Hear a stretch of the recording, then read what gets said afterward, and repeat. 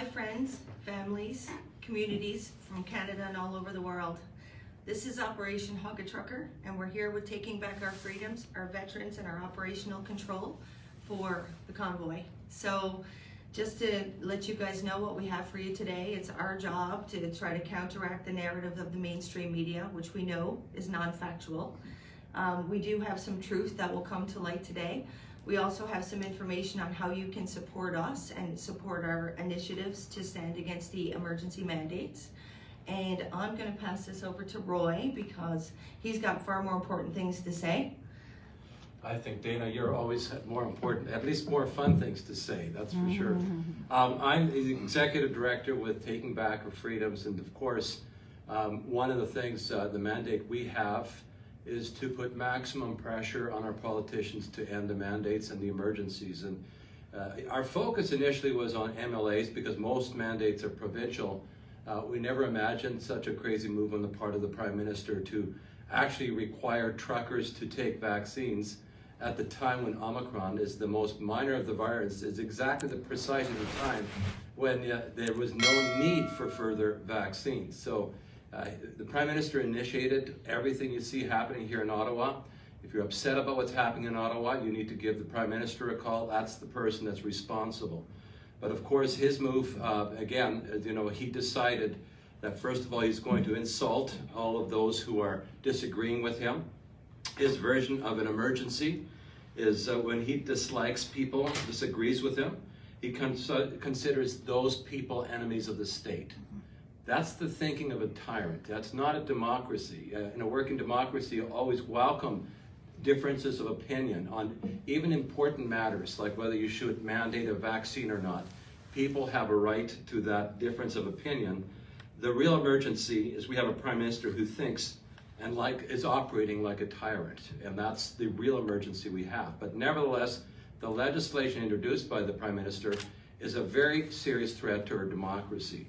And so yesterday we urged people to get started in a campaign to put maximum pressure on our members of Parliament. That's the first line of defense because they're in session right now. They could, in theory, have a vote tomorrow.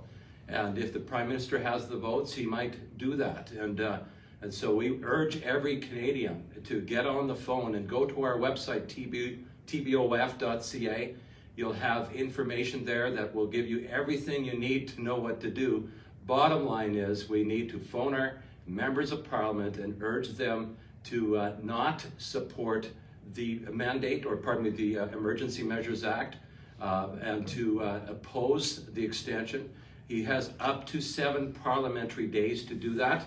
But again, it says up to 7 parliamentary days. A lot of people think, oh, it'll be 7 days from now. No, it could be tomorrow. So that's the first step we've taken. And in addition now, we're now urging a second step, and that is that everyone also call your senators, because that's where, again, a vote has to also take place with the Senate. They're not currently in session. So in theory, the earliest that could happen is next Monday or Tuesday. But we want to encourage people, if you've called your member of Parliament, to now also call your senators in your province. So for example, in Alberta, we have 3 senators from the province of Alberta. Every Albertan should be calling those 3, calling both their office here in Ottawa as well as their home office, and as well as emailing them. And we need to have overwhelming voices speaking to our senators, rational voices, sensible voices, but overwhelming voices speaking to our parliamentarians, both the members of Parliament and the Senate.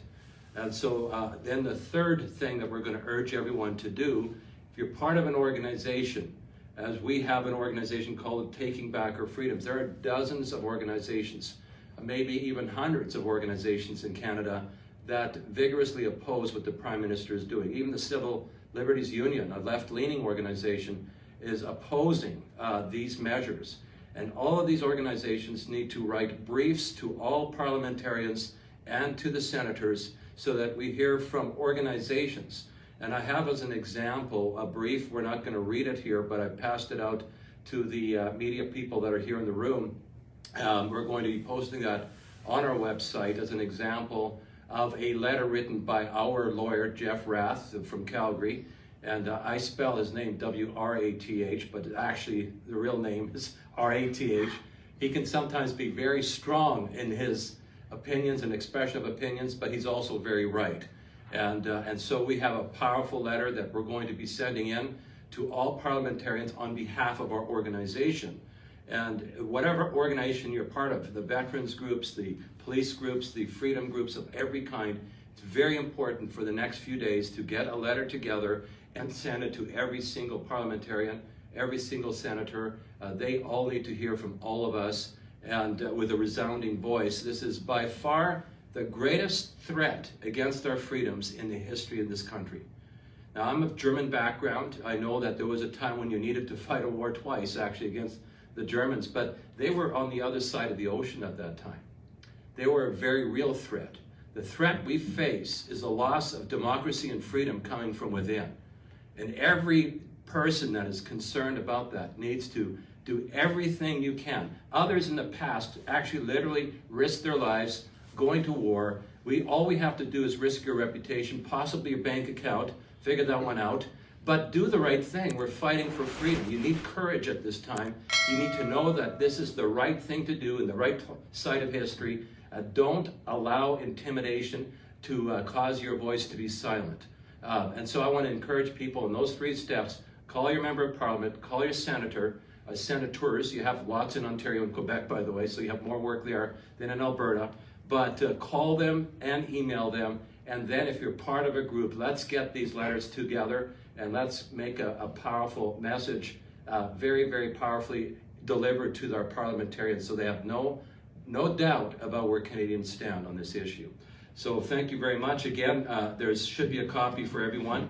The Death of Democracy in Canada, written by Jeff Rath, again, legal counsel. This man has, in the past year, donated over $1 million pro bono to the cause of freedom. This guy's a true hero, a true man of conviction, and so I'm proud to have him as a board of directors, along with Mr. Peckford as our chairman of the board, Premier Peckford. We have an amazing group of people, but the most amazing people are the citizens of Canada that need to now be mobilized as a voice for freedom. Thank you very much. Oh, just one more thing. Every single day in this room from now on, we're going to have at 1:30, so you all know, right, a daily press briefer. And so this room is available for, of course, other groups that want to use it, but we're going to do this daily press briefer every day at 1:30 here in this room. So there's a briefer tomorrow at 1:30, and so we'll have some really interesting announcements then as well. Oh, I should have introduced Jeff. Jeff, one of the heroes in the Team Convoy room. This guy, yeah, you take a lot of flack and are doing an amazing job. So just go ahead and share with us. Sorry. Thanks, Roy. My name is Jeff. It's really an honor to be here with so many dedicated people doing so many good things for the citizens of this country, which is in turn motivating the entire world to speak up and stand up for what is truly good. I've come here and kind of fallen into a role to be an operations coordinator, and really what that is, it's a fancy title for somebody that likes taking care of people. So the job or the task that I've been given is to surround myself with incredibly kind and intelligent, dedicated individuals that all work together to make sure that the people who are here in the streets, in their vehicles, in their trucks, stay fed, they stay warm, they stay happy, and they stay safe. And that is really what's happening outside today. The news, the legacy media, as I'll call them, and we're starting to find out that they're nothing but a bedtime story because there's not a lot of reality going on out there today. They throw a lot of noise. They get a lot of people back home nervous. They get a lot of people here nervous. But as long as we stand together and we stay united and we stay peaceful and hopeful, we can move mountains. One person with one pickaxe isn't going to do much, but thousands, hundreds of thousands, millions of people pick up that pickaxe and they all work on the exact same mountain. We're going to move that mountain. It's just going to take time.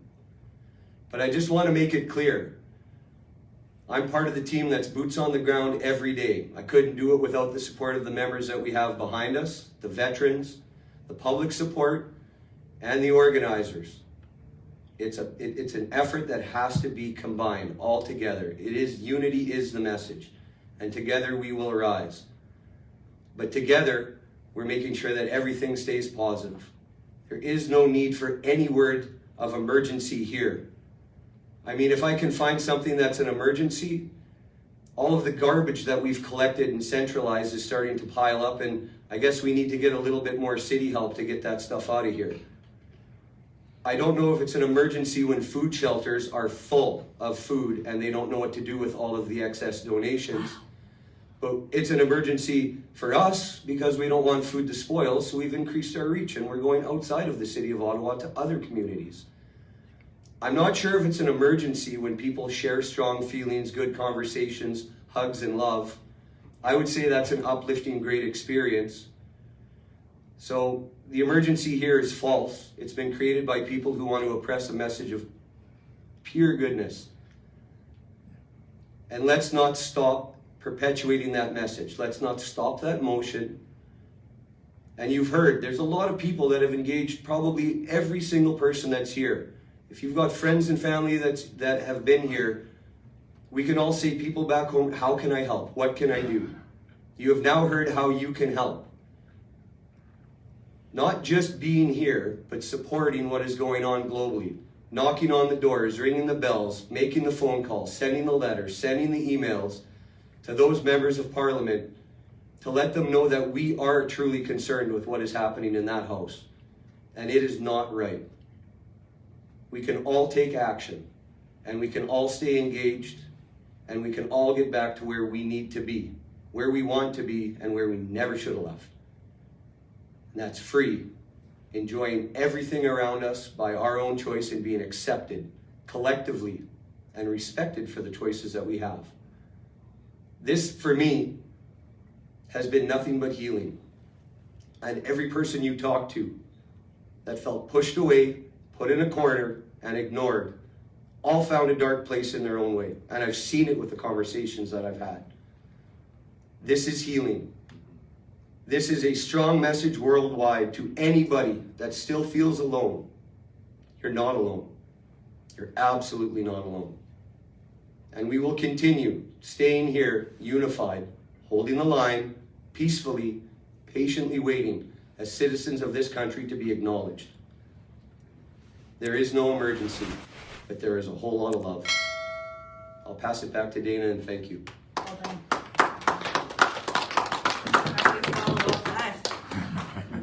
So, in search of the truth, every day we hear things on mainstream media.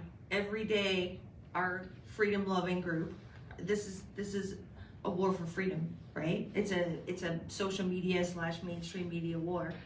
We come across things, we wake up in the morning and we're like, shit, that didn't happen. Excuse my language. But I'm being honest here, I'm a real person, so I'm not gonna pretend I'm somebody I'm not. So I met these wonderful veterans, these gentlemen here, every day escort us to make sure that we are safe in our deliveries to our trucks. And you gotta ask yourself, who are we trying to be safe from? We're trying to be safe from the very people that our government appointed to protect us, which is the police of Ottawa. You know, if I'm an adult and I'm afraid, can you imagine what the children of Ottawa feel like when they see all these stormtroopers and stuff come by? It's very intimidating, right? So we have a story for you. We have right from the horse's mouth, the gentleman that removed the fence at the War Memorial did it because it was their War Memorial. They fought for those rights. They fought for the freedoms that we stand for today, and they do not deserve to be disrespected by mainstream media. So I am going to give them the opportunity that they deserve to stand up on the front lines with us again against mainstream media and tell you what really happened on that day. Jake, it's all yours. Excuse me. So every day at 1 p.m. veterans meet at the Tomb of the Unknown Soldier. There was an incident the first Saturday, and 5 days later, they put the fence up on Friday, you know, right before the crowd show up, like, because they like their optics. So for 8 days. We were cleaning the snow off, salting it. I've personally had 60 Ottawa residents tell me they've never seen the monument that clean or well looked after. My question would be to the government is, where is the honor guard and why isn't that spotless every day? So the last Saturday we all got together as a group of veterans and decided to take the fence down because there should not be a prison around our greatest monument for freedom. And we mounted 24/7 guard on it at all times.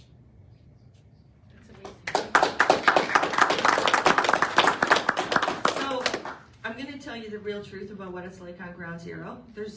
We have nothing to be afraid of because we're here for the right reasons and on the right side of history. But that doesn't stop the intimidation, it doesn't stop the lies, and it doesn't stop the vicious circle that we've been in that rolls on a weekly basis, okay? So let me explain to you how it works to be here on the streets. Friday is a good day for us. Why? Because we have a huge influx of native Ontarians that migrate to Ottawa.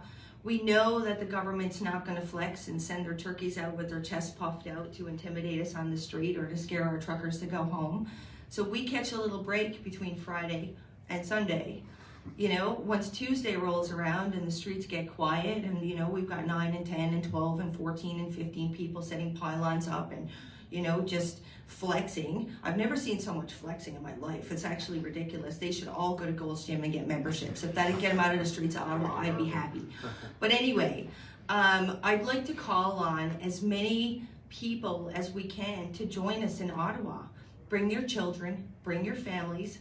I mean, we've got more protection than anybody. We're all a bunch of freedom lovers here to take care of each other, but we need that presence. We need those eyes to help share the truth to the world. We need the support of the men and women that are in those trucks that are fighting for our freedoms. Now, I'm always about planning fun things. I do have something that I'm going to ask the veterans today if they will give me a help with tomorrow evening. I have put a call out, and our group has put a call out for people that I would like to say are casualties of COVID-19 and the war against freedom, right? And the battle that we have to try to reinstall that freedom. And there is voices, much like the veterans and much like everybody else, that has not been represented in our country and all the countries around the world. And those are the victims of the vaccines. Those are the victims of the mental health situations that we have, the increased suicide, the increased addictions, the spousal abuse, the children that are trapped in homes with abusers. We have over 800 people on a very short reach that we've reached out to with stories that will break your heart. Those people have reached out to every mainstream media platform around this country, and I know because I've sent them myself, and they get denied. Why? Because somebody says, I'm just doing my job. If you have to say, I'm just doing my job, you already admit that you know that your moral compass and value is being flexed by money, power, greed, and control. And none of us are about that. So I'm gonna ask, with your permission, veterans that stand behind me, if you would join me tomorrow night at 7 p.m. for us to place the new soldiers of the modern freedom wars, pictures and stories at the War Memorial for a candlelight vigil. Would that be sanctioned by you guys? Awesome. If the community would like to join us, we will be at the 12 Soldiers tomorrow at 7 p.m. Feel free to light a candle and put it in your window. Anywhere around the world, you can send us a picture on Hug a Trucker because it all matters. These guys and girls are sat in their trucks scrolling every day looking for positive things and reason to be motivated, So when the turkeys go by with their chests all flexed, they could see little kids with, we're looking for hugs. So that's all I have to say. I don't know if anybody else would like to speak. Yeah, just maybe one thing I think should be mentioned, that the Legal Counsel for Freedom Convoy, together, that his name is Keith Wilson, together with Chris today, did a great little talk about the truth about this legislation the Prime Minister has introduced.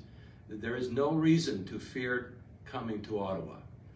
This is a peaceful assembly. I took that word right out of the Constitution. It's an assembly of people who disagree with the government narrative and are doing so with peacefulness, with love, and there's no reason to not come to Ottawa. The weather's going to be much warmer this week than last week, and so we're urging people to come in large numbers and come to celebrate and come to stand for freedom. So that's straight from even legal counsel. Get here, that there's nothing to restrict you from gathering in peaceful assembly.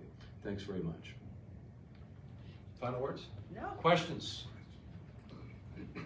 Yes. Some people are asking about some rumors about CPS coming and visiting the truckers or concerns with children. Is there any way that you guys are going to mitigate that?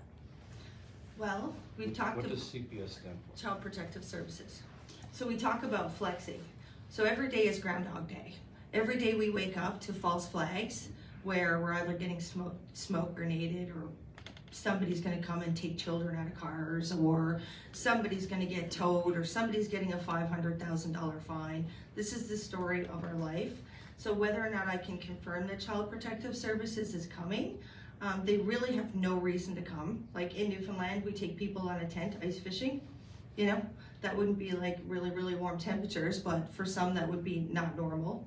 You know, these families are truckers. Their houses are trucks. They're staying in hotels. Everybody's safe, loved, fed, watered. That's our job as parents. We're not supposed to filter them from life. And nor is it a bad thing for us to have them at a peaceful freedom rally.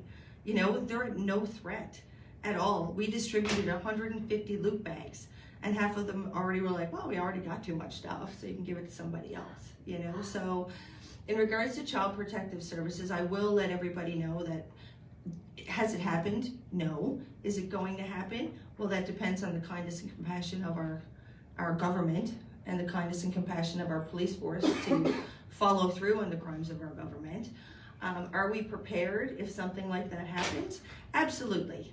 Absolutely. We have hotels, we have families, we have nannies, we have all kinds of early child care development people that have stepped up and said if they need to help encourage education, if that's an issue for Child Protective Services, we are prepared to do that also. You know, the biggest breakdown we've had has been a breakdown in communication. You know, when we're knocking on the door of the federal government and they don't say hello, and then they go off and tell a whole bunch of stories when nobody's been here, that's kind of rude, right? When we have, you know, these false things are being put out every day to intimidate us, well, we're starting to figure out it's all intimidation, right? Why? Because we've already done this for 2 years. Get your vaccine, you're gonna die, right? I've had COVID before, I'm here, right? I have 84-year-old clients that's had COVID, they're still here, right? It's not a one size fits all, but the fear has been placed in our minds. That's why when you take somebody's mask off, they're terrified. You know, I took and then probably this is not the right place to tell this story, but I will tell this story. So I have a very personal business where people come in and, you know, I have a lot of older clients. And I had this older client call and she said, I'm gonna come in and see you, but I need to be by myself. There can't be anybody else there. You have to sanitize hands. You know, I'm gonna have my mask on, and can you make sure everything has been cleaned? I went through that process and I said, you realize I've had COVID, right? So I have natural immunity. Everybody look up what's happening with natural immunity and COVID-19. If you've had natural immunity, you're good to go, right? You're good to go. You could pretty much go lick coffee cups at Tim Hortons and not make anybody sick, right? So, but the fear's out there because the government doesn't tell you that. So after I was done her service, I pulled her mask down and she cried because it was the first time that she had been out in public in 2 years. It's the first time that she's taken her mask off in 2 years. I think we're all aware of the level of fear that we have to deal with, but what I've seen on the streets is completely faith-driven. Everybody is here to be on the right side of history. We found our power, we found our unity, we found our colored brothers and sisters and religions of different colors and cultures and statuses, and we put that all aside. So it's time, because everybody knows we're not going back in a box, right? We're not going back in a box anymore, we're done with the box. So faith over fear, take off your face nappies. If you want to keep your face nappy, that's cool, but don't go yelling at people because they have theirs off. Question? Yeah, could we hear from the veterans as to why you all are here and what the general consensus is among all you veterans? Go ahead. Okay. What your thoughts on the movement is? Yeah, I've been watching the movement evolve over the past couple of weeks. I was here right from the beginning. I knew it was someplace that I needed to be. I wasn't sure why I should come other than I see a bunch of people coming from across the country to stand up for freedom. And that's what we do. We stand up for freedom.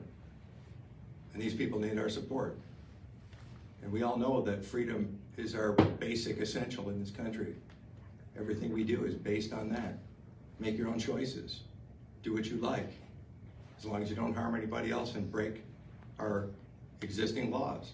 These laws are not laws. These are tyrannical laws. These are laws that governments produce to keep people from exercising their freedom, and we can all see that. So that's why I came, and that's why I'm staying, and that's why I'm lending support to the truckers who are here standing up for every Canadian right across this country, and I'm proud to stand with them, and I'm sure the rest of the guys here are as well. Thank you.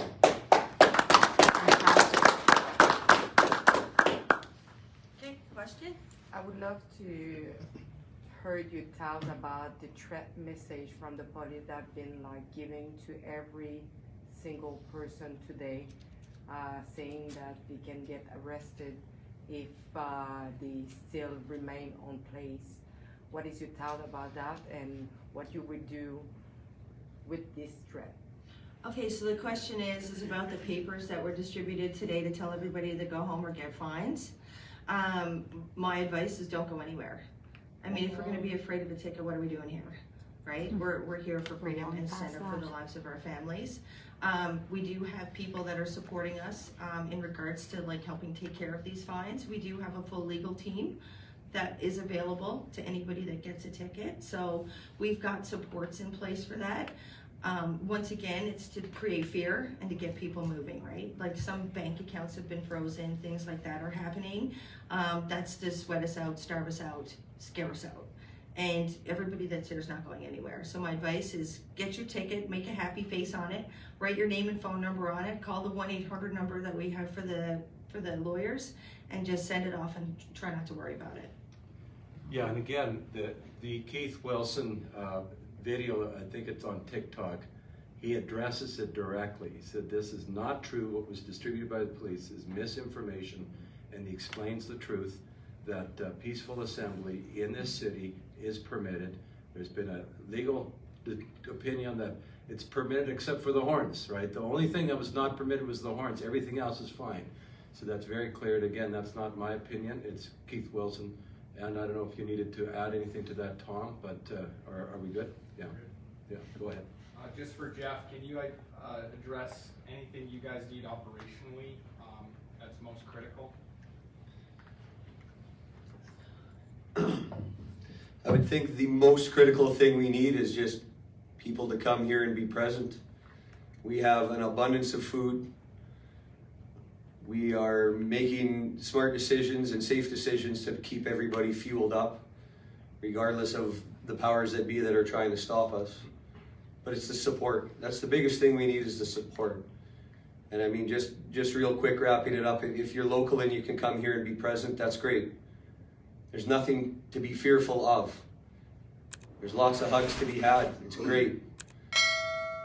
But it's the support, and if you can't make it here, it's sending those emails, making those calls, as was discussed previously, to make it known that we're not comfortable with this, we don't support it, and we're not going to put up with it anymore. Yeah. Travis Cross with Not TV. This is for any of the vets. If you're involved in a combat situation where there's fear and psychological misinformation and challenges, how do you find hope? How do you continue the next day?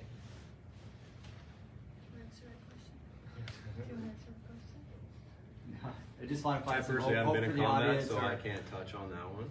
or is it anything that applies today? If there's a lot of fear in people's hearts, how do you just find the courage to keep going each day and keep finding hope and sharing that with each other to sift through misinformation? Or Well, to put it easily, it's just love like this, to see this many people here for one cause, and it's choice, right?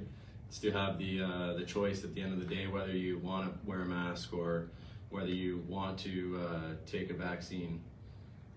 It's the hope that your brother or sister beside you is going to either at least respect you in your truth, if not stand beside you.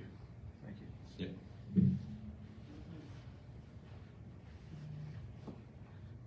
Any more questions? Just a last question. I was just thinking about the people who can actually see their license for their company completely blocked and their bank account froze. Some of them have mortgage, family to take care of. Do you have any support, financial support that you can provide to them, or other support to keep them staying here? Well, this freedom protest that's happening in Canada is setting the stage for the world. So we have unlimited resources. And when I mean unlimited, like everybody supports us. We can go out in a day and we can supply many trucks with what they need. The problem is getting the government to stop blocking the funds that were legitimately collected by the community to support these people.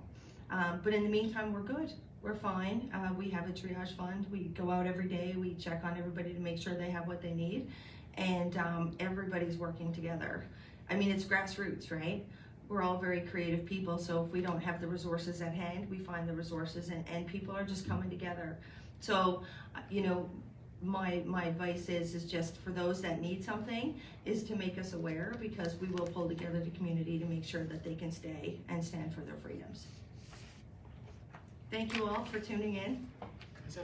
Yeah. Hey, sorry to keep you folks. I just wanted to jump in. I was thinking about that last question there, but I didn't want to speak up because I'm a non-combat vet. I would say that just in my own experience, the best therapy is just working hard to solve your own problems. So that's why I'm here. And I just want to say something like for myself. I'm not really saying this on anybody else's behalf. But I don't hear anybody else saying this, and Harvard predicted this crisis in 1991. It's called Strauss-Howe generation theory. It says that this kind of oppression goes in 4 generational cycles. So the last one would have been the Great Wars, and before that it was the American Civil War, and before that it was the American Revolution. And they predicted that this was going to happen, whatever crisis happened to float into the regime's lap. At this particular time, they would exploit and prolong and just kind of exploit the rest of us. And it's because there are only 4 generational archetypes, prophet, nomad, hero, and artist. And the prophet is the one that's born in the immediate aftermath of the previous crisis. So they don't go to war, and they kind of, like, a lot of stuff just kind of happens for them, you know, because they're rebuilding the civilization. It's a time of rebirth and regeneration. And when they reach peak institutional power, as every generation does in their early elderhood, just prior to retirement, they tyrannize us. And that's the boomer generation. They're the same generational archetype as Stalin, and that's kind of what I see happening right now. And you can call me a crackpot or come whatever may, but this is the best I got. I was a really good radar technician back in the day, and when I see the same problem in every single subsystem, as in every single institution, from the university to the military to the press, across the West and across the world, well, I look for the common point, and that's what I see is it's generational. So, but that's just me talking. I'm Jeff Easley, by the way. Have a good night. Thank you. Thanks, Jeff. Thanks, Jeff. All right. Oh, and before I get accused of polarizing our society even further than it already is, compassionate revolution is obviously the way forward here, guys. It's these are our elders that we're talking about, and we just got to ask them to retire. Okay, that's all. Exactly. So tomorrow night we will be at the 12 Soldiers at 7 p.m. Thank you for attending our briefing. It's your message that resonates around the world. If you're in any country, do your part, stand up. You know, this whole ostrich mentality, we're going to put your head in the sand and be a hero, that doesn't work. It's time for everybody to stand up. They asked you to stand up to take a vaccine, and it got 95% of Canadians' population to stand up. So now we're asking you to stand up for choice and for freedom and for the future of your children. If you want to be a hero, this is how it's done. Thank you very much, and thank you to our veterans. Yeah, thank you.